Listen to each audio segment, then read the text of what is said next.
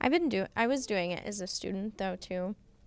So I've been doing it for like 8 years now. So it's, yeah. Check 1, 2.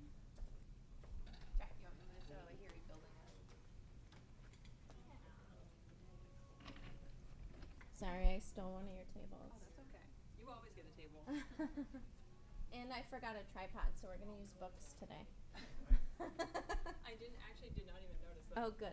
I love it. I was just being really impressed with the omnipresence of books. I thought you did that. Oh, no. Forgot my Tripod. tripod. Check, check. I am. He's from Shearwater. Nice to meet you. Hi, Ben. Nice Nice to meet you. I'm Christy Durrani, alumni. Hi, Christy. Nice to meet you. Pete as well. I like your new spirit. Yeah, my attempt to be casual, but still Hi, in Chrissy. brand. No, Meet you in person. if you got a logo on it, there's. I figured, yep, our baseball team's playing today. I can kind of go with that. Yeah, got Oh it. yeah. So, Absolutely. yep. Very good. I think we're just getting set up. Great. You guys coming from another building? Across I'm now. assuming. Yeah. Yeah. We're Okay. based housed on the main campus, but represent all of the university. So, try to get into this space a bit and over in the mill yard to. Check 1, 2. Hey Matt, how are you? Oh, good. How are you? Good. You're on a mission.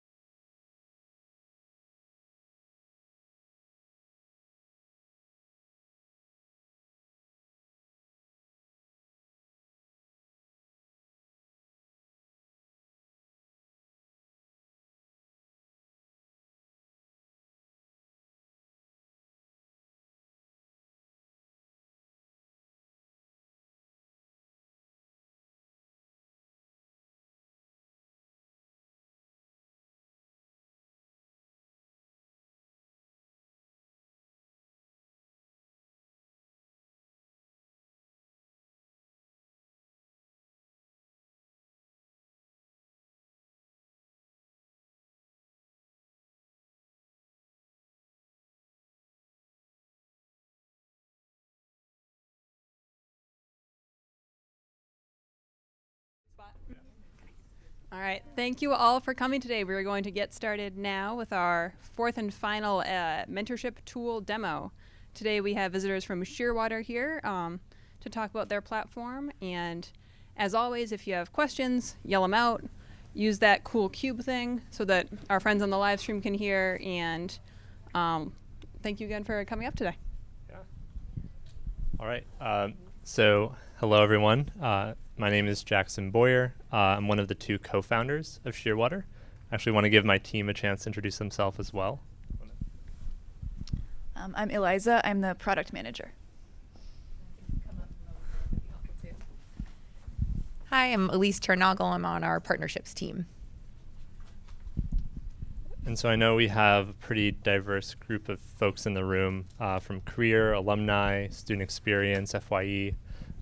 We basically want to kind of present pretty broadly about some of the work that we've done.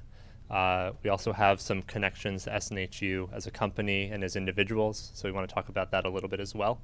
And really would love your feedback. I think it's very exciting for us to come to a space like this on a university campus, see you all fine-tuning your mission statement. That's the sort of thing we think about all the time. So we're grateful for the opportunity and really welcome any feedback and dialogue as part of this. So what we figured we'd share today, a couple different things. I promise we will get to very tangibly what we do around mentorship, but we're a very mission-driven organization, so kind of understanding where we come from as well as where SNHU comes from is really important when we're thinking about partnerships. And we want to share some of our observations around mentorship in the space of student success, and then kind of go into our platform, our programs, and how they function. So the first thing we'd like to share kind of around our purpose and our mission is there's a lot of shared values in the room today for us. On a very kind of tangible level, SNHU as of a couple weeks ago is actually a shareholder of our company. If you all are familiar with Rethink Education, a seed investment fund that is largely funded out of SNHU, has backed us as a business, which is very exciting. I actually had the chance to spend about 30 minutes with Paul LeBlanc earlier this week, and that was a privilege. It's been really exciting to learn more about SNHU.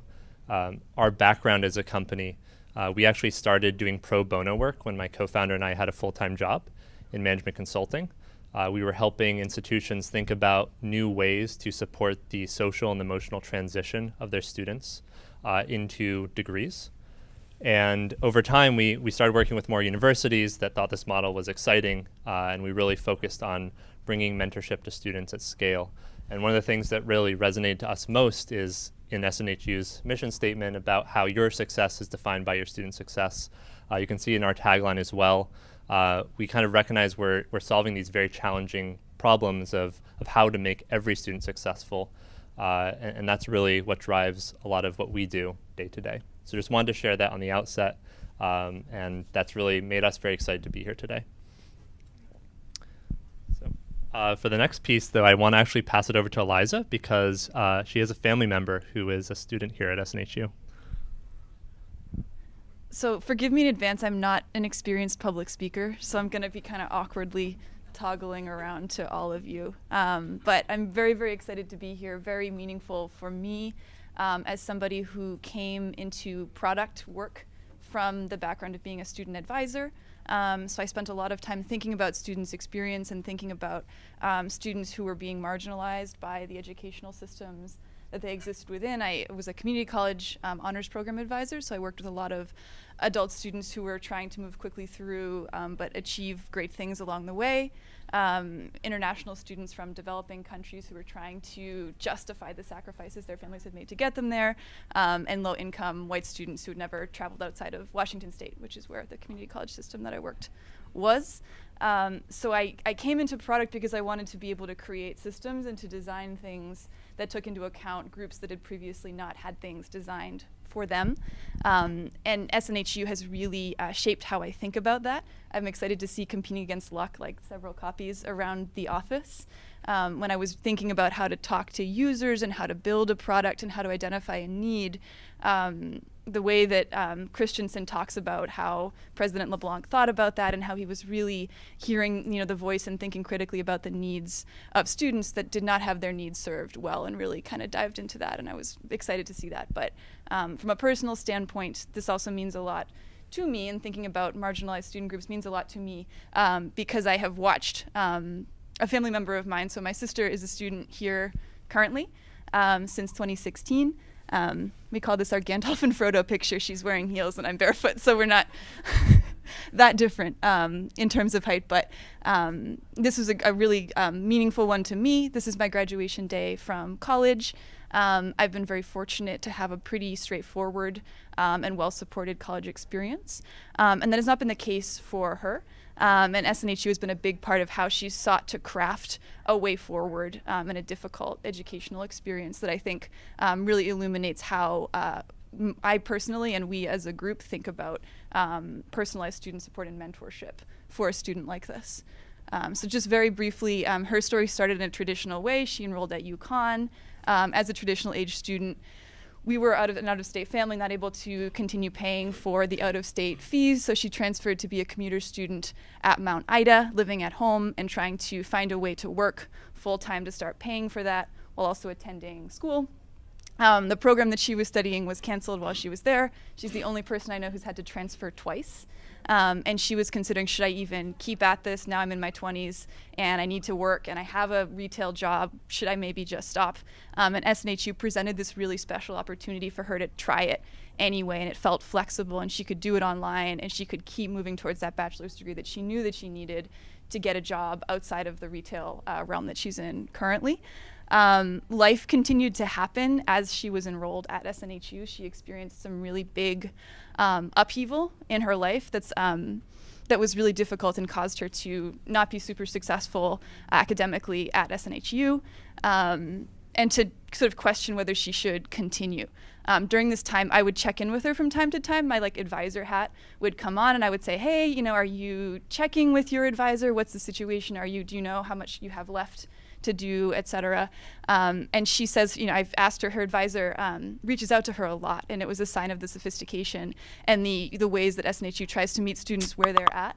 That she said, yes, I've gotten texts, I've gotten voicemails from someone who's trying to tell me that I should register for my classes or who's trying to check in with me. But she had trouble connecting with that person. There was so much going on in her life that it didn't really feel like that person could be that helpful to her on a deeper level. So she's pushed forward. She's looking towards finishing hopefully within the next year, and it's only because she's had this flexible opportunity via this institution that she's gotten to this point. But when I hear her talk about her advisor, and I hear sort of she's not very connected, right? She's going forward and she kind of knows why she's doing it, and that's pretty cool. But there's so much more that she could be doing. Someone who's poured this much into their experience, who's been persisting at this for quite a while. There are many who've persisted for a lot longer, trying to get that degree, to me just speaks so strongly of the opportunity that exists within students like this, within the students that you serve. To connect them with someone who can take it even further, to meet them where they're at as a peer, as someone who can say, hey, I've had something really terrible happen to me. I've, know what it's like to be juggling that job and the coursework, et cetera. And that's really how we think about the connections that we seek to facilitate in our work. Yeah. Thanks for sharing that. Obviously a personal story that has shaped a lot of the way Eliza thinks about the product work that we do, and would love to hear your thoughts as we go through this. So what we'll share now is just kind of our perspective, having worked in this space of student success, running mentorship programs, and then kind of pull back out and look at how we actually operate those programs. When we first started our company, we actually started by running a survey of a couple hundred students and alumni, asking them what could have been better in their early experience at college and then ultimately as young alumni. And we've also been very privileged to work with a number of universities that are quite innovative in the online space, Northeastern being one of them. And what we've heard repeatedly from the students in their programs is that early kind of onboarding experience is very challenging. the students will say they never really know what it's like to be a full-time student at Northeastern. They're struggling to kind of connect. And when we, as an organization, started and tried to understand kind of how universities can proactively address some of these concerns, there's a whole body of literature out there. And this has really shaped the lens for how we approach our software, how we approach our programs. How can universities proactively address some of these underlying challenges? Sense of belonging, self-efficacy. There's a lot of evidence around this. And we found that mentorship is a very powerful tool that can be used. So when we work with a university, we typically find that there's a kind of couple different pillars of the student success strategy. Advising and coaching is absolutely essential, but what students have told us is that it tends to be a little bit more logistics focused. There's a large ratio, so it's more challenging to have that deep personal connection. At the same time, we've seen the surge of big data solutions, which are incredibly helpful for identifying students who have a need, but they're not themselves an intervention. And this is why we've really seen a surge of mentorship programming. But as we've had the privilege to work with a lot of different institutions, we've also learned kind of how challenging it can be to administer a mentorship program. And I'm curious, is anyone in this room running a mentorship program currently, or have you been involved in them before? So at least one. What was that experience like? It's a lot. I mean, to sort of manage and help handle those relationships. I was just saying that there's a lot of logistics that go along with it, and we have a whole team of folks who are sort of working on making those happen. I would say how we're running it now isn't scalable, and so I think that's part of why we're looking at platforms like this. Got it. So yeah, that's kind of something we've heard quite a bit as well. Scalability and cost efficiency, and then also kind of understanding the impact of a mentorship program can be very challenging. Tufts University in Boston was our very first higher education partner. And we looked at a lot of different models that they had on campus, and the recurring theme was that there are all these different moving pieces that one administrator was trying to manage with limited time. And the students that did engage with mentors had this really incredible experience, but it was often serving maybe 30 or 40 students and wasn't really positioned to support students at scale. And some of the common questions were, how do we train mentors? Are we doing that efficiently? What do mentors and mentees discuss after their meeting with one another? How long should that relationship last? And then ultimately, is this a good investment for us as an institution? Are we seeing outcomes around persistence, around sense of belonging and satisfaction? And our big takeaway early on was that, wow, mentorship's very high impact, but it's incredibly challenging to operate.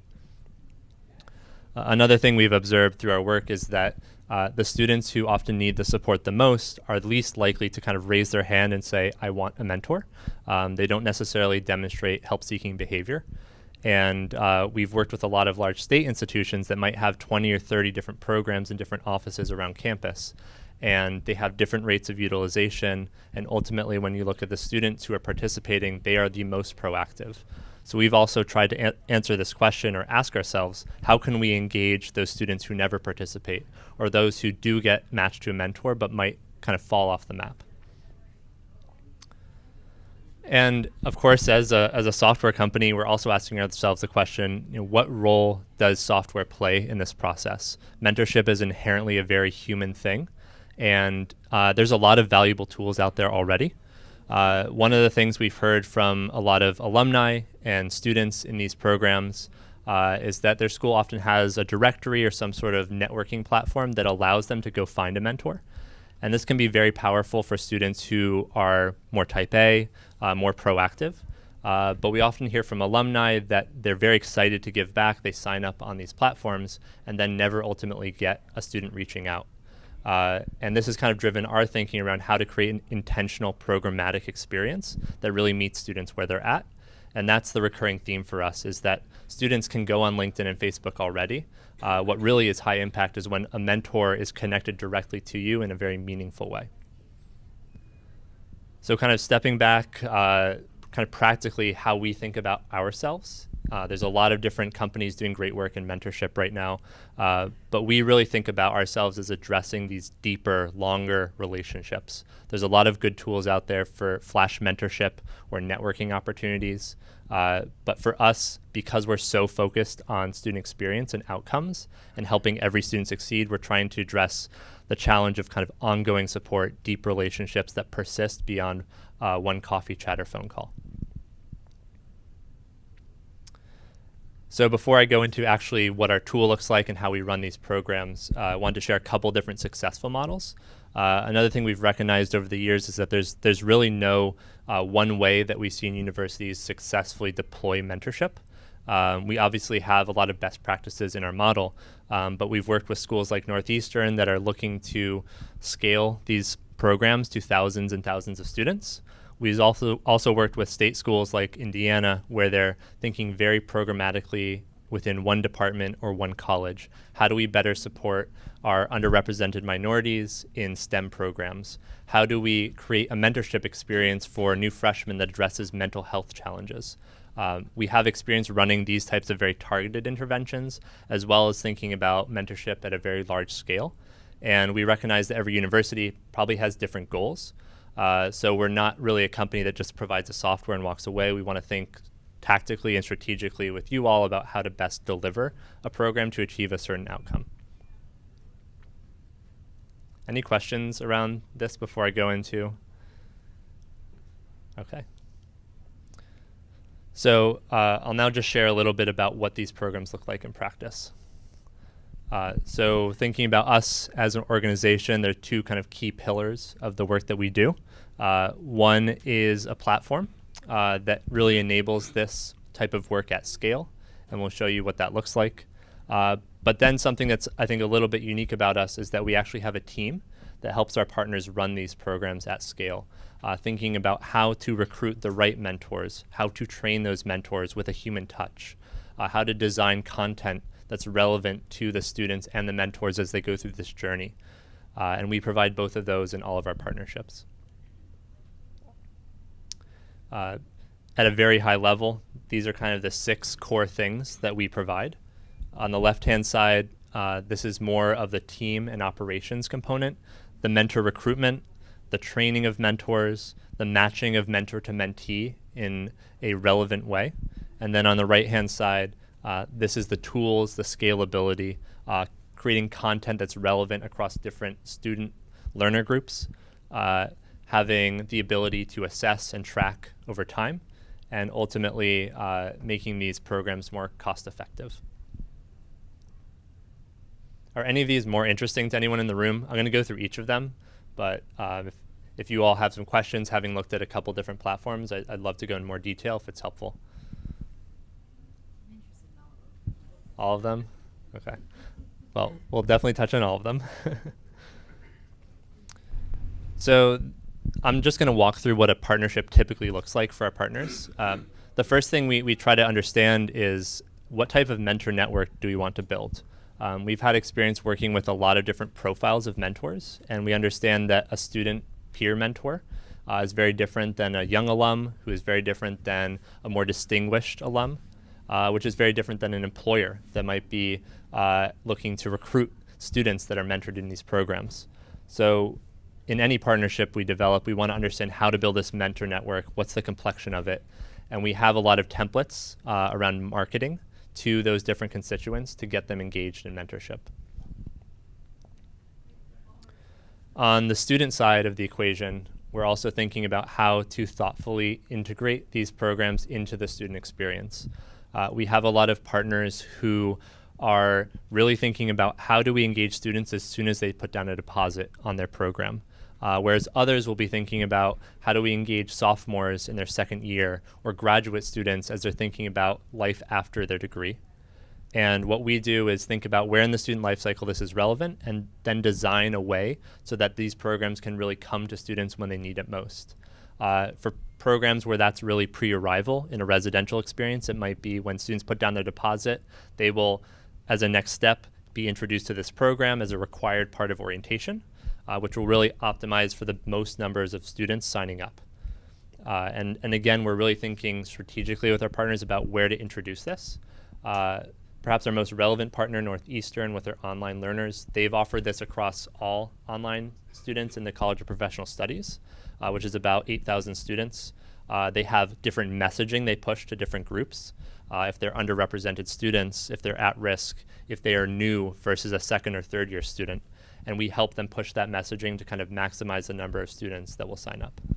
And the way they do sign up is they can sign up over their phone or over email.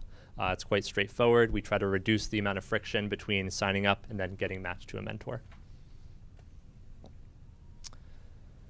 So once you have your mentor network built and the students are starting to get connected to this platform, the support, the most important thing here is how are we matching mentors to mentees. As part of onboarding for both mentors and mentees, we're asking the individual to take a matching survey. And this is something we've built out over many iterations.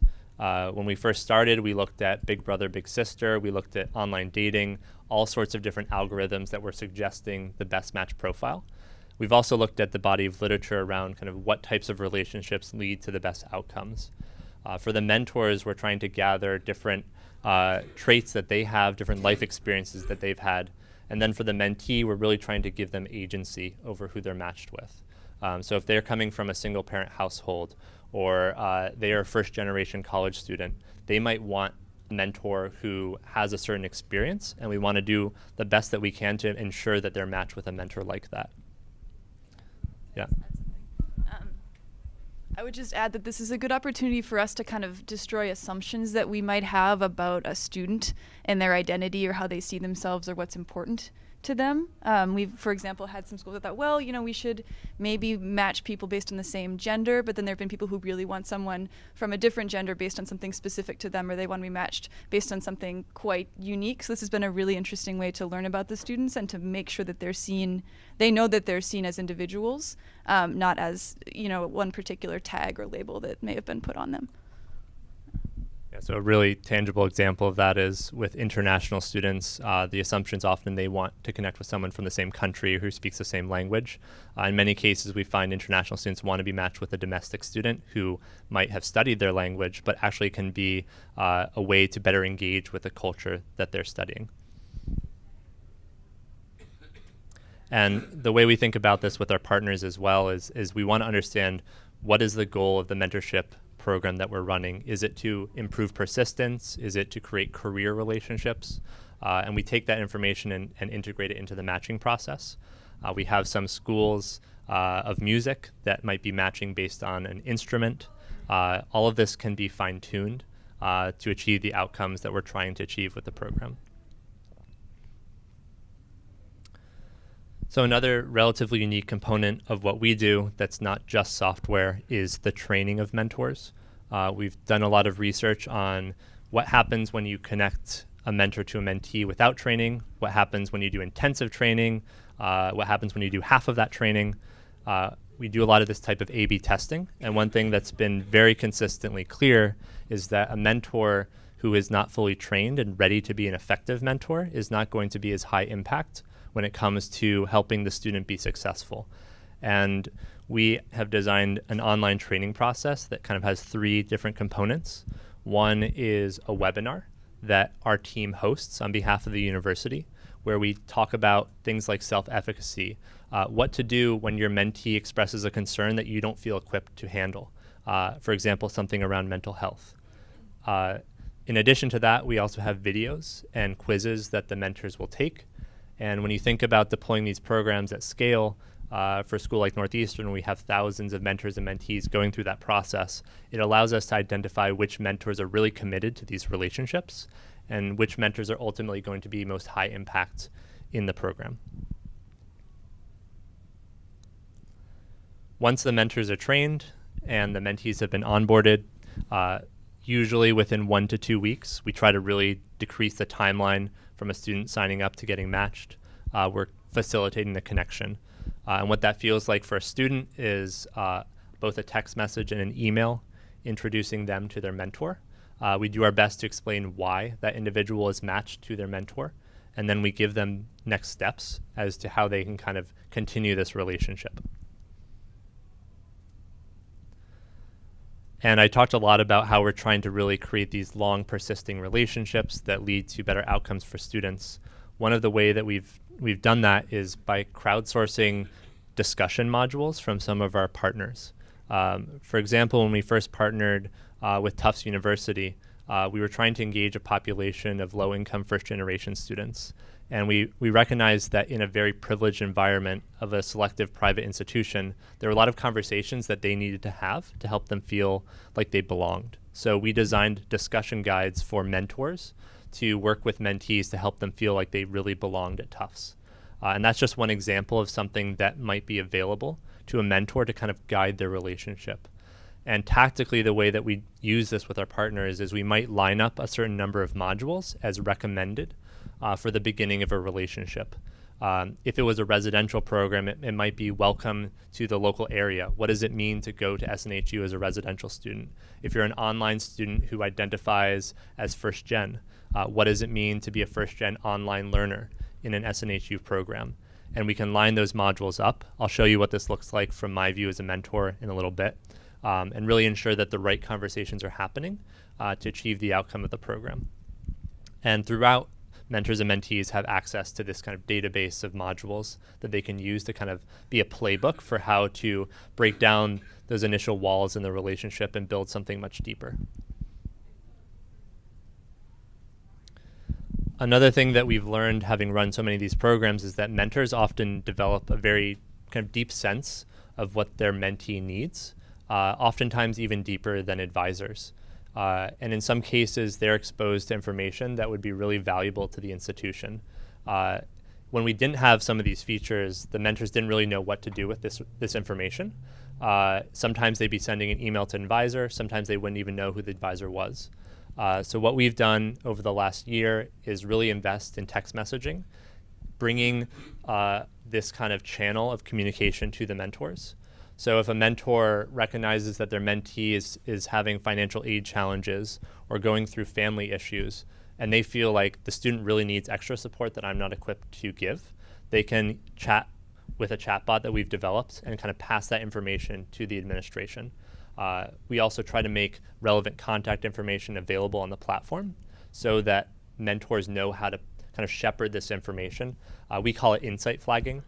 And it might be something as simple as a roommate conflict for a residential student or something as serious as anxiety or depression. And what we see our role in this process of doing is kind of shepherding that information to the right folks so that the mentor doesn't have to bear that burden and so that the student gets the support as soon as possible. The last component of our programs is an online dashboard and kind of assessment. So we think of this as twofold. The first is that throughout our programs, there's ongoing updates that are provided via email and an online dashboard so that all of our partners can see how many mentors are engaging, how frequently are they having conversations with their mentees, and really manage at that kind of macro level. In addition to that, the second piece of assessment for us, we recognize that mentorship is a challenging thing, and we're a young company ourselves. We want to iterate and improve upon programs with our partners. So as part of every pilot that we run, we do a holistic program assessment and program review where we gather all the qualitative feedback that we've heard. We share it with our partners alongside quantitative data. We have run multiple randomized control studies in the past to really isolate outcomes in these programs. And we really see ourselves as kind of giving you insight into how successful this program is and how to improve it going forward. So that's something that we provide in all of our programs as well. I want to pause here before the live platform demo. Does anyone have any kind of specific questions? Did I answer everything you all were hoping to hear?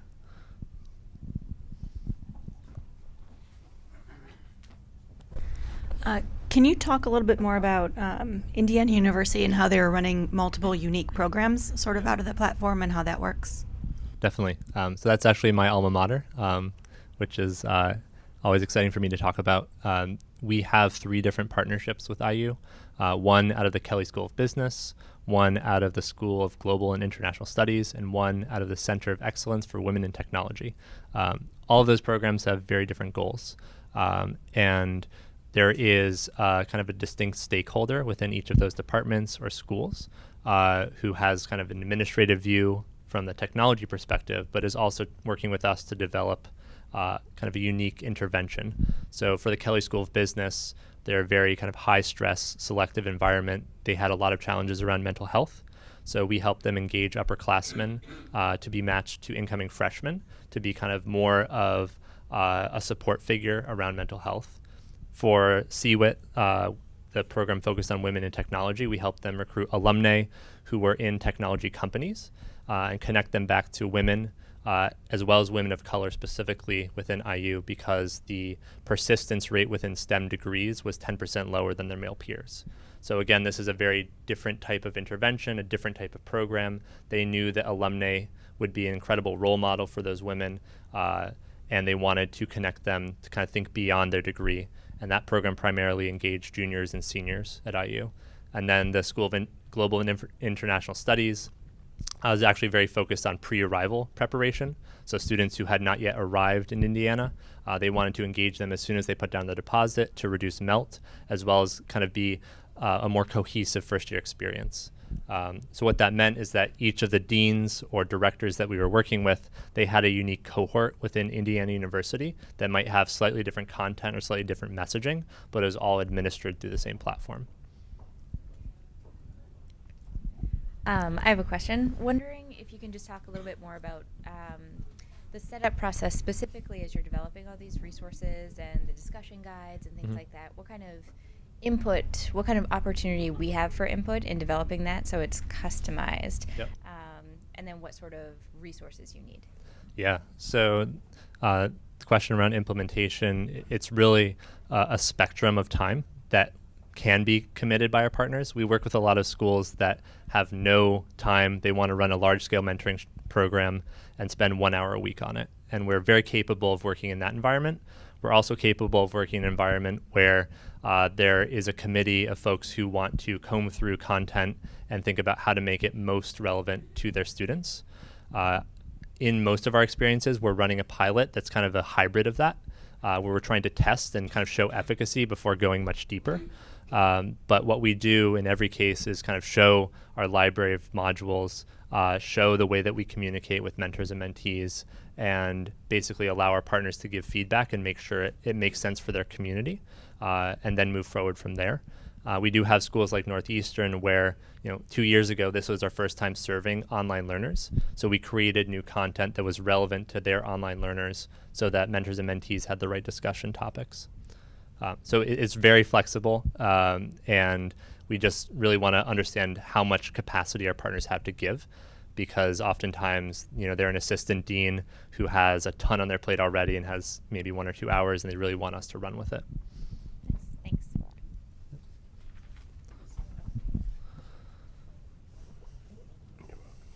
So I'm curious, as it relates to Northeastern, you said there are 8,000 online folks who are in the platform.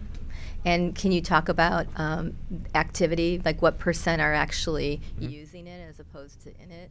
Yep. What does it look like? So it's 8,000 students who have been offered the program. We have about 1,200 or 1,300 matched mentees now, and then a network of about 800 mentors, which is a mix of peer and alumni. So these are all individuals who are in one of those deeper long-term relationships. We only very recently kind of scaled it up to 8,000. When we first offered it, it was about 3,000 students. So this is a really good question, because when you offer mentorship to a population, you really want to think about how it's messaged and how to either maximize the kind of engagement rate or make this more of an opt-in experience. For Northeastern, this was more of an opt-in experience because we're still in our second year of partnership, and they wanted to see how the program scaled. With other schools, we've had more of a 70 or 80% of students offered getting matched kind of conversion rate, because it's messaged very strongly as part of orientation or as part of a programmatic experience. We've even had schools where in the classroom setting, a professor is kind of pushing the program, and you get a very high engagement rate in that case. So for Northeastern, the kind of 1,200 or so mentees, they're individuals who at orientation opted into signing up. Yep. And then as The length of that relationship, is that kind of negotiable, or is there kind of what you're finding as a standard length of partnered with a mentor? Yeah, we have some best practices. I'll also let Eliza jump in if she has thoughts. Usually it's a 1-year relationship or kind of contract between mentor and mentee, and we recommend a minimum of a once monthly meeting between mentor and mentee over whatever mode of communication makes the most sense for them. If it's an in-person relationship, that can be a coffee chat. If it's a virtual relationship, it could be a video chat. And we find that that's kind of a really good baseline. But at the same time, we have relationships that are, spending hours and hours per week together, and then others who are less engaged, which is where the kind of the software and the reporting come into play, because we find that there's always going to be some percentage of relationships that are not on track. And we want to give you all the tools to make sure we're pushing the right messaging to kind of get those relationships back on track. So there's some dashboarding for us to be able to see what kind of where people are going awry, or kind of where activity kind of like peaks, and then where in terms of the length of that within that relationship. Yep. I just wanted to add that a nice thing, I think, to my theme about sort of customizability to each student's needs. We definitely see students who at the beginning are feeling really confident when they come in and get started, and then something, they get their first grades or whatever may happen, and then knowing that someone is there, or someone like my sister who's going along in, year 3 or 4, and something really terrible happens in your life, knowing that you have someone there who's still there, even if you haven't been super chatty with them in the past, can be a really great resource. So we found being able to kind of keep that monthly, relatively low touch expectation as a baseline allows for that customization on the individual level. Now you've opened Pandora's box here. So folks get matched, and then is there a percentage of folks who decide that's not my person?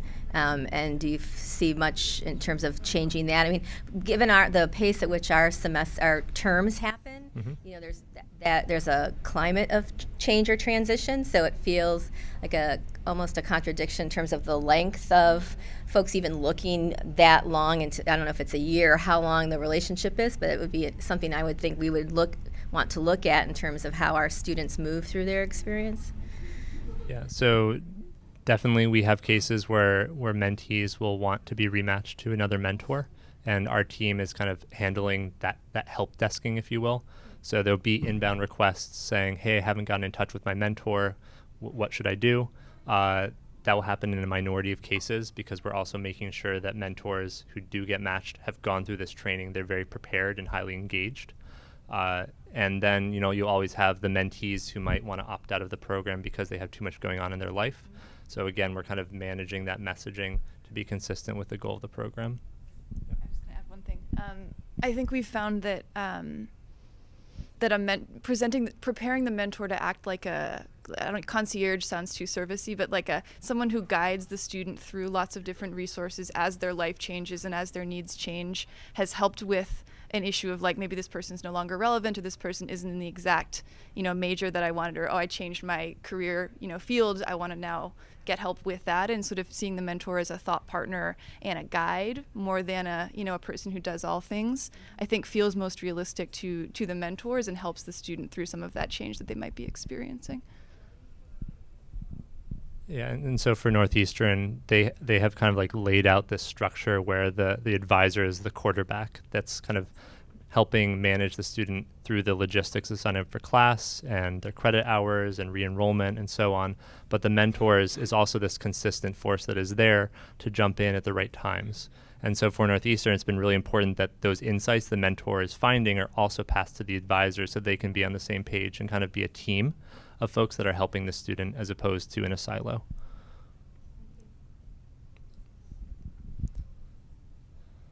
So one thing I'll do really quickly, just to give a little bit more color to this, is share what the platform looks like for a mentor. So I mentioned I'm an IU alum. So what I'm showing here is actually my dashboard. Everybody at Shearwater is a mentor in one of our programs. For me, I'm lucky that I get to mentor as an alum. So I was actually a Chinese major in college. I went to the School of Global International Studies. And what you see here is kind of what I see when I log into the platform. I have my mentees on the bottom here. I have my tools that I can use in the mentorship. And just a little bit of context here, I was matched just 2 students this year. When we're recruiting mentors and they're going through this matching process, we also ask how much capacity they have to support mentees. We find that anything above kind of a 1-to-4 or 1-to-5 ratio is very challenging to manage as a volunteer mentor. So this is why for schools like Northeastern, we're really pushing to get 800 or 900 mentors involved so that we have the capacity to support more students. I was matched to both Ben and Denching, my mentees. Denching because she's a Chinese international student and I was a Chinese major. Ben because he's an American, also from New Jersey, who wanted to study Chinese. So that's just one of the reasons why I might be matched to them. Ultimately, they were driving that kind of decision through the matching process. And so what happens first when I'm onboarded here is I go through an onboarding process. We have a lot of different kind of videos and quizzes that need to be completed. You can see here that I've been a negligent mentor. I haven't completed them. That's because I'm the founder and I'm allowed to skip some of the steps. But ultimately, we're trying to capture some level of engagement and commitment from the mentors before they're matched. And these are the onboarding steps that would have to be completed before those mentors are ultimately matched. We showed a little bit of a GIF around discussion guides earlier, but we have a different library available in different programs. So this is an IU program focused on freshmen, typically age 18 or 19. There's going to be different content available for them versus our Northeastern online adult learners. And what I do is kind of look through these guides. Let's see, growth mindset. I can search and find things that are relevant to me and my mentee. These are really suggestions. They're not meant to be a script for the mentor, but in our early user interviews, we found that mentors really needed something to break the ice, especially in their first couple meetings. This is one on growth mindset, really geared for younger learners. There's introductions, personal stories. We're prompting the mentors to really share their experience and role model to the mentee. And there's oftentimes, things like role play that we're recommending they do. But again, we recognize that this is a very personal relationship. In some cases, the mentor's helping people prepare a resume. And it might start off being a little bit more transactional that way, but as they get to know one another, they're building a deeper relationship. And the content we provide is all in service of that, kind of developing this deeper relationship. So how might some of your resources for online students be different than what you're offering for students coming through the IU program? Yeah, I mean, it could be as simple as taking something we have for a residential program and editing it so that the language at least matches the needs of an online learner. But for Northeastern in particular, they have a very professionally minded group of students.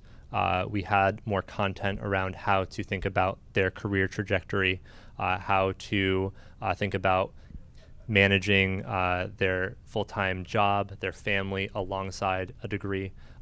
Like work-life balance and time management has been incredibly important. And when we look at mentor testimonials, that's often what they're talking about. So it really depends on your students, and we'd want to kind of understand what are the top 3 or 4 challenges that they feel a mentor could help them with, and make sure that we're pushing kind of content that helps with that. Supposedly you're supposed to be able to throw this. Yes. Okay. Yes. So I'm curious about what sort of training resources are offered to the mentees as well. I haven't worked with any formal programs in the online space at this point yet, but I know for our traditional undergraduate groups that I work with, the mentors is often not actually the problem. They're ready and prepared to go, but getting contact from the mentee is often the problem. Do you want to take this one, Eliza? Okay. So we've been testing a lot of different things on this front. As at a minimum, there are videos and quizzes for the mentees. We've been playing around with providing webinars to the mentees. And right now, our stance is that too much friction before the relationship is actually a negative. And it's really important to get that student to the mentor as quickly as possible. And I would say we agree that student motivation is the most challenging part of a mentorship program. This is actually why some of the platforms out there that have really sexy tools and technology don't always get used because it's not relevant to the student, or they don't see the value because they don't have that help-seeking behavior. So one of the things that we're really excited about and are experimenting with right now is having mentors and mentees, as they get onboarded, record a video about themselves, and using that as content to kind of engage and kind of push the mentees into these programs. And the very tangible example of how we've used that is actually with the Kelley School of Business program focused on mental health. We had 5 upperclassmen as part of this program talk about failure and times that they failed at the Kelley School of Business. And as mentees were being onboarded and asked to join this mentorship community, they were exposed to upperclassmen talking about their deepest challenges and kind of normalizing failure and setting a context for that relationship. So we're experimenting with a lot of ways to crowdsource that type of really deeply relevant content and ensure that mentees experience that before the relationship. There are ways that administrators could also film themselves as part of the training process and ensure that mentees watch that video before they're ultimately matched.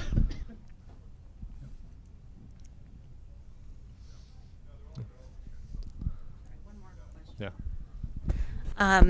Do you find that some of these schools are using your platform in addition to other of the more flash mentoring programs? Yep. So we definitely have partners who in the alumni office might have the community that's accessible. Oftentimes that's best suited for like alumni to alumni relationships. For us, we really fit in around a more programmatic element. So if the school wants to achieve a certain outcome with their mentorship program around student experience, they might be working with us around, freshmen, juniors, or seniors, even in a career perspective. But for those who want to go find someone who works in McKinsey in San Francisco and graduated this year, we're not really positioned as that directory they can go to. So definitely schools like Lehigh, Johns Hopkins, they work with us and another partner. And we're typically supporting the student success, whereas the other platform is more of a resource for alumni and career engagement.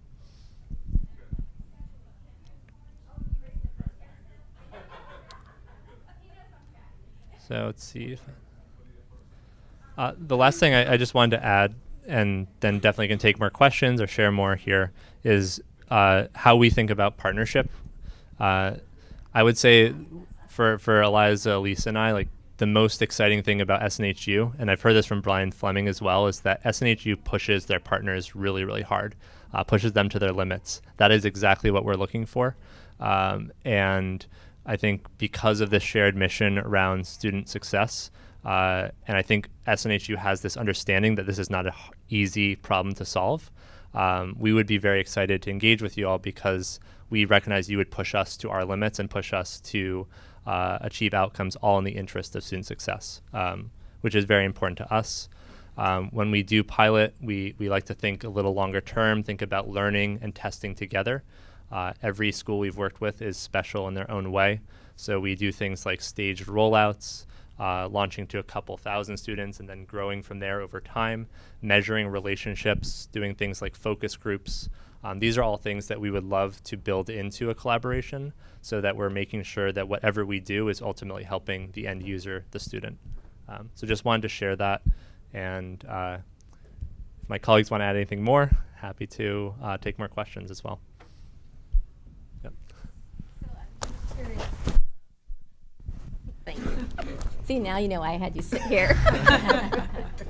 You can catch. He can catch, exactly. He's got long arms. So how do those programs know if they've been successful, if it's mattered to have a long-term relationship with a mentor in terms of what their intentions are with the programs they're setting up?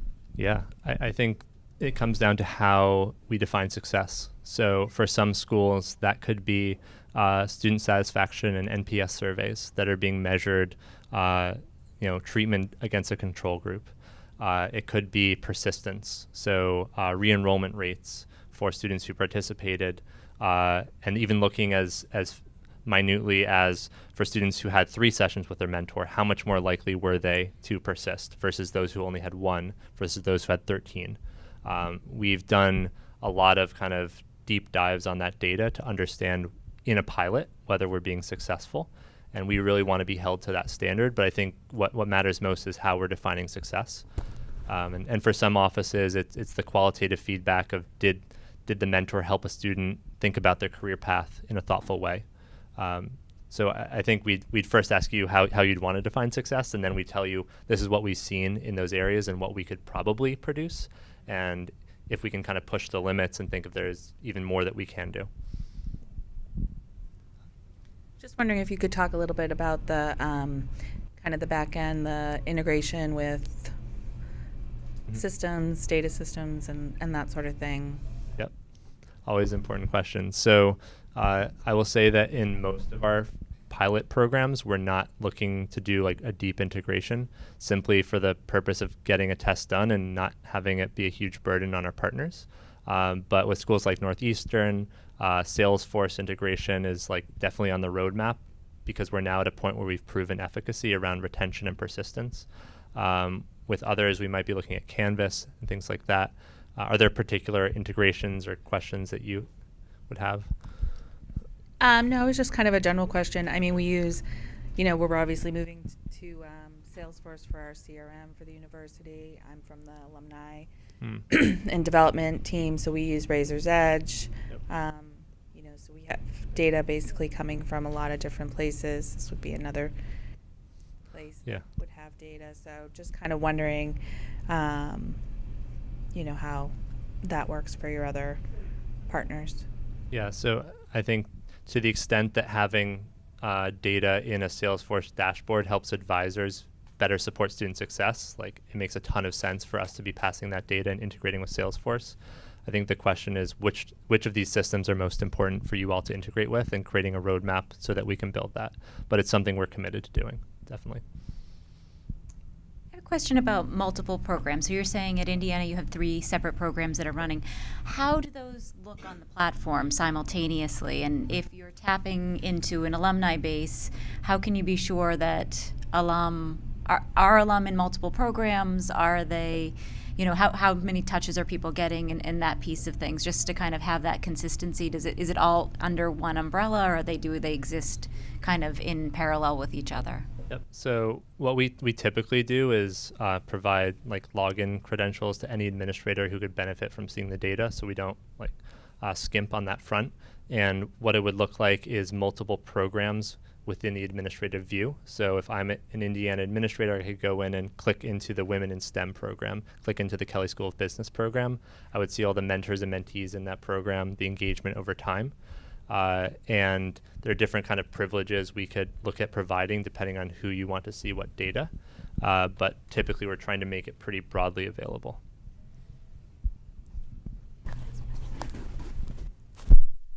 Who threw that?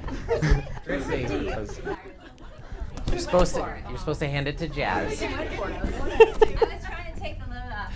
That was pretty good. It might have gotten here. I don't know. So just talking on this last slide, so talking about the potential partnership and SNHU pushing you guys, but in which ways, what's on the horizon for you? Yeah. What are the things where you're like, we're working towards this, or we've got this a little bit, but we want to do better? Like, where do you want to improve?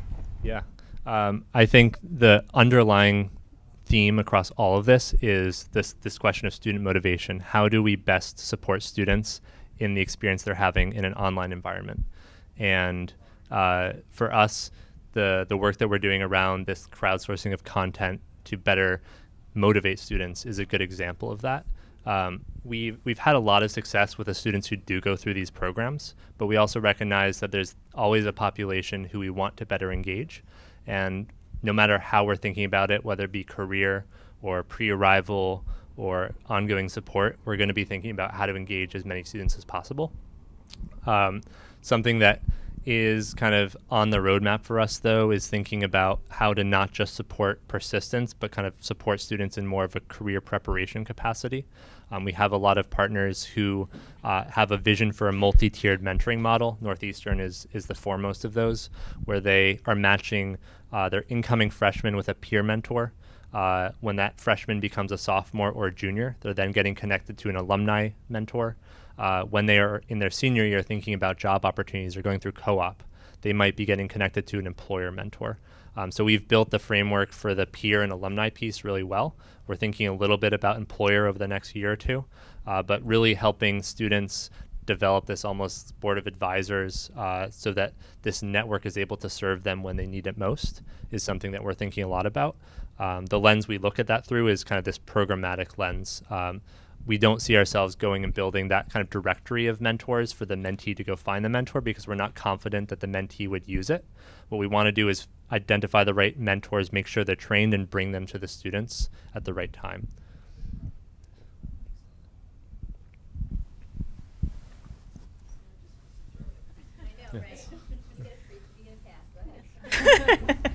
No.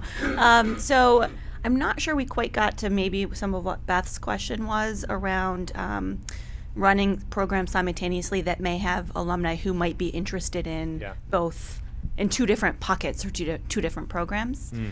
So I don't know if you have any feedback on that. Yeah, so even just looking at my dashboard here, what this looks like to a mentor. I've actually mentored a high school student in a local Boston high school, Mattanon High School. And then I have 2 mentees here who are at IU. So I, as a mentor, can be in multiple programs. As a mentee, I could have multiple mentors. And what I would do is when I click into like Denching's profile, I would see a certain view versus going into Michael, the Chinese student in a local Boston high school I was supporting. So I have a different track of a relationship with him. And I'm as an alum, you know, if I have an undergrad degree from Indiana and getting my master's at SNHU, I could be in 2 programs on the same platform. I think I also heard in your question, like, we don't want to bombard people by accident from the same programs, which is a great point and something that we've thought of. And I think we would want to collaborate with the school to figure out what you'd prefer. We could, remove duplicates if we're saying, oh, we've already, invited these people, we could remove others, or we could tailor language. I know because we do have many mentors that are interested in multiple things, and that's an easy thing on the platform, but to make sure that they are messaged to in a way that's aware of that and doesn't appear to just be kind of blindly inviting them to disconnected pieces.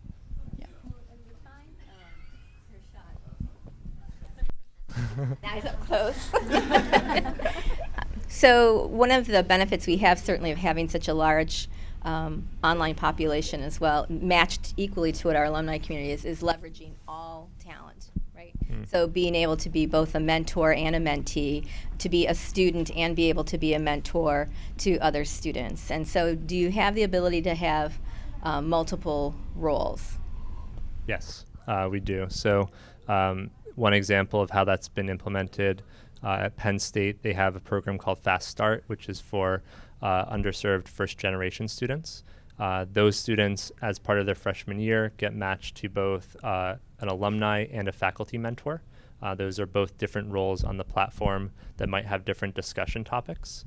And this very much kind of bleeds into our longer-term vision of how do you build this board of advisors, because we have mentees now in their 3rd or 4th year who are now giving back as a mentor. And we really want to create this cycle of giving.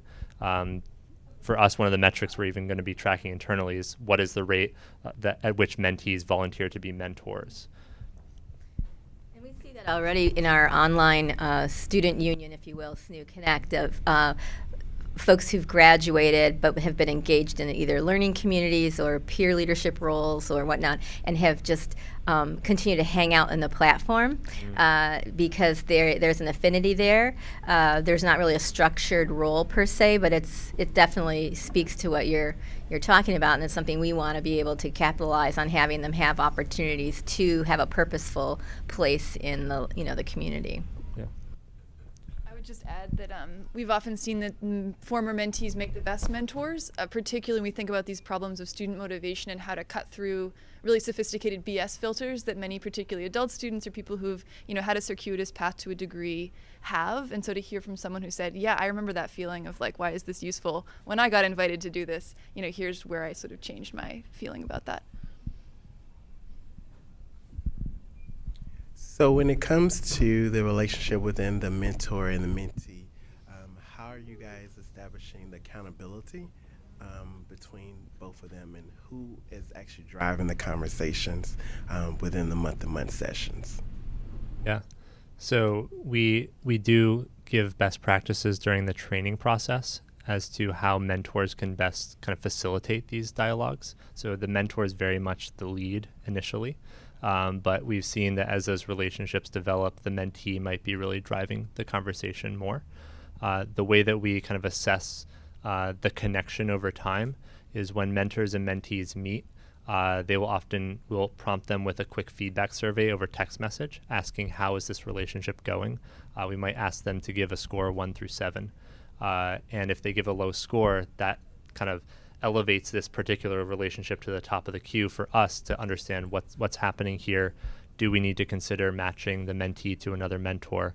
Our chatbot would also follow up and say, why have you given such a low score here? How can we help? So a big part of what our team does is like manage this help desk to make sure that anytime there is a disengaged mentor or a mentee has a challenge, we're making sure that we can do an intervention and help them.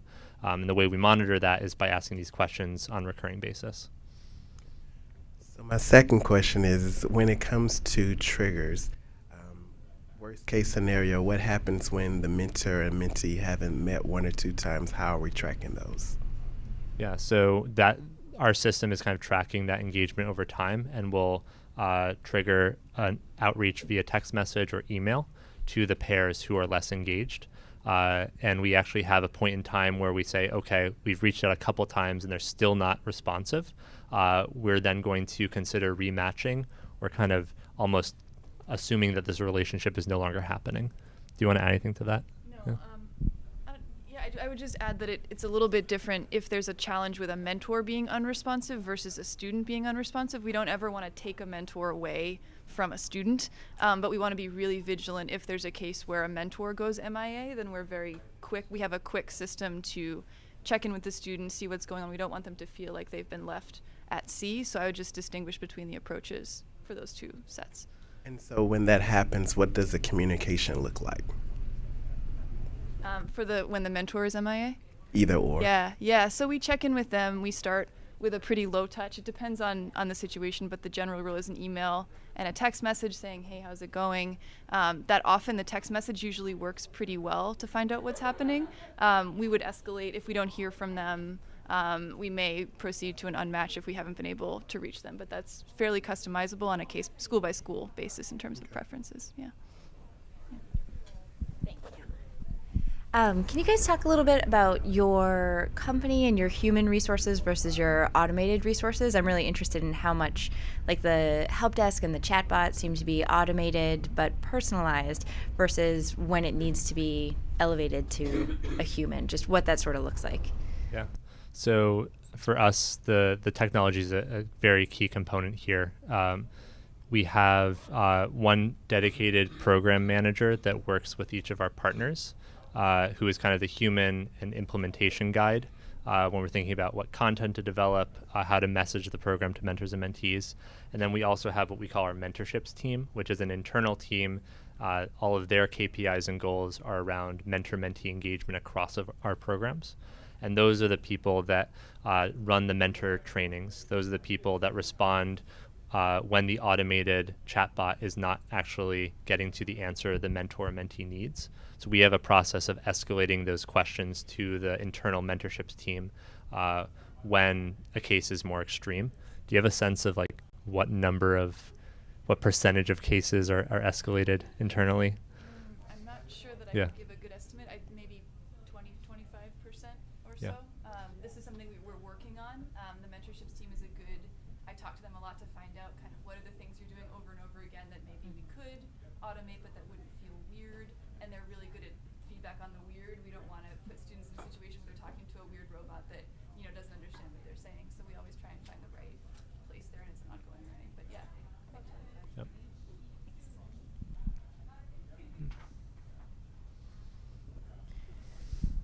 Can you guys talk a little bit about the transition? So, a student has this great mentor relationship, they graduate, what happens? Yeah.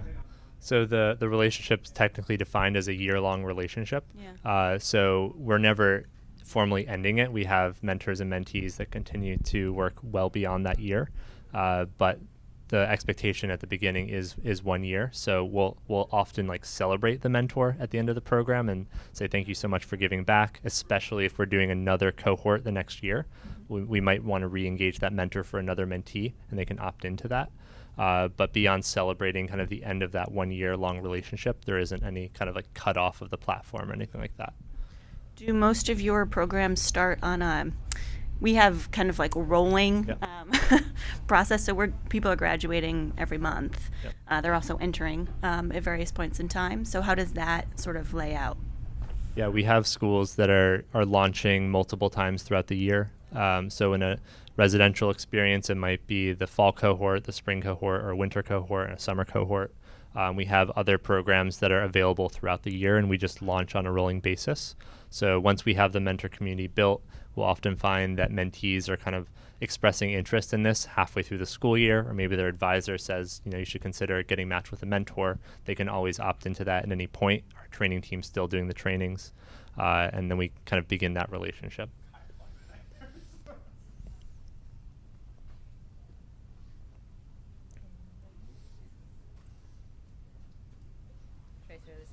Yeah. I was swooping in on you. I was getting nervous. All right. Well, thank you all so much for coming today. Thank you for coming up to visit us in person. It's so great to meet people in person, really put a face to the name and a face to the product. So thank you so much for your time today. Thank you to all of you for all of your attendance at all of these awesome events. And so we will kind of come together, figure out next steps, compare notes, all that good stuff. So I think Christy and I will individually be sending out group emails over the next week or so with kind of a summary of all the different demos, as well as a date for the next meetup. So, thanks, guys. Thanks so much for having us.